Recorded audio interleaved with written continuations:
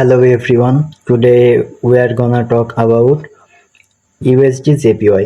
তো দু একদিন আগে আমি USD JPY এ যে ট্রেড নিয়েছিলাম সেই ট্রেডটি আমি স্ক্রিনশট মেরে কমিউনিটিতে পোস্ট করছিলাম। তো ওই নিয়ে ভিডিও বানানোর সময় আমার হয়নি। তো আজকে আমি ওই ট্রেডটার ভিডিও বানাচ্ছি এবং আরেকটা ইম্পর্টেন্ট বিষয়, এই ট্রেডটায় আমি প্রফিটও করিনি, লসও করিনি।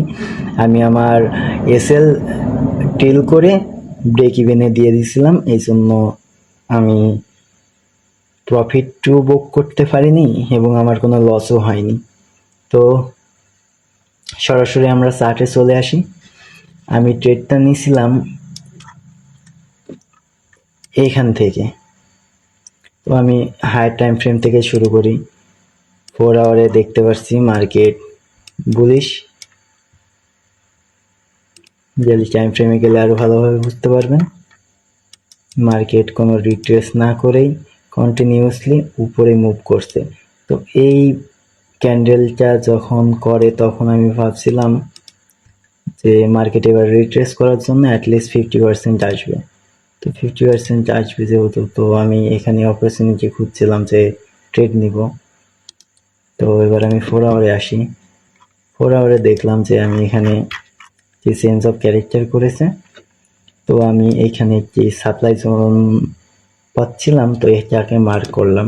দুইটা সাপ্লাই জোন ছিল, একটা আমার ডিসিশনাল এবং এটা হলো আমার এক্সট্রিম সাপ্লাই জোন। এটি হলো আমার ডিসিশনাল সাপ্লাই জোন। এই সাপ্লাই জোনটা থেকে এই মুভটা এসেছে, যেটি এই লোটাকে ব্রেক করেছে। তো এটিকে আমি ডিসিশনাল হিসেবে মার্ক করলাম এবং এটি হলো আমার এক্সট্রিম সাপ্লাই জোন। তো আমি সর্বপ্রথম এখানে ট্রেডটা নিয়েছিলাম এখান থেকে এবং এসএল দিয়েছিলাম এর হাই পর্যন্ত, এবং পরবর্তীতে আমি আরেকটা পেন্ডিং অর্ডার রাখছিলাম এই এসএল এর ঠিক বরাবর এবং এটার এসএল দিয়েছিলাম এই পর্যন্ত, যে বাই এনি চান্স এই ট্রেডটা যদি আমার এইখান থেকে পুল ব্যাক করে আবার উপরে চলে আমার এই এসএলটাকে হিটও করে, তো আমার এখানে থাকা পেন্ডিং অর্ডারটা ট্রিগার হবে এবং এই মুভটা আমি ধরতে পারবো। কিন্তু আনফর্চুনেটলি এমন কিছুই হয়নি। তো আমি করলাম কি, এখানে একটি প্যারালাল চ্যানেল ড্র করলাম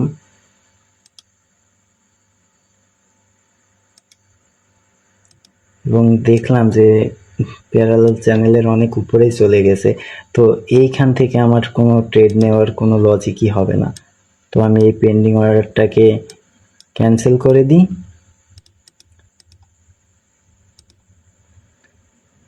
এবং এই ট্রেডটা যখন চলতে থাকে তখন আমি এই ট্রেডের এসএলটাকে ব্রেক ইভেনে নিয়ে এসে থুয়ে দিই, কারণ এখানে দেখতে পাচ্ছি এখানে একটি লেগ বানাইছে। আমি এটাকে সরাই দিই। এখানে আপনারা দেখতে পাচ্ছেন এখানে মার্কেট মুভ করছে, দেন পুল ব্যাক করছে, দেন মুভ করছে। তো আমি ভাবছি এটি আমার প্রোটেক্টেড হাই লোয়ার টাইম ফ্রেমে, তো মার্কেট এইভাবে নিচে মুভ করবে। বাট আমি ভুলছিলাম, মার্কেট এমন কিছুই করেনি। আমি আমার এসএলটাকে ব্রেক ইভেনে দিয়ে দিয়েছিলাম, তো এখান থেকে আমি এর কোনো লস বুক করিনি। এখন আমার এখানে এই পেয়ারের মধ্যে আর কোনো ট্রেড প্ল্যান নেই, কারণ এইটি আমার সুবিধার মনে হচ্ছে না। তো দেখা যাক, পরবর্তীতে আপডেট আপনাদের জানাবো যদি কোনো কিছু হয়, ট্রেড নেওয়ার মতো কোনো পেয়ারে অপরচুনিটি পাই। সো গুড বাই এভরিওয়ান, দেখা হবে নেক্সট কোনো ভিডিওতে। Till then good by.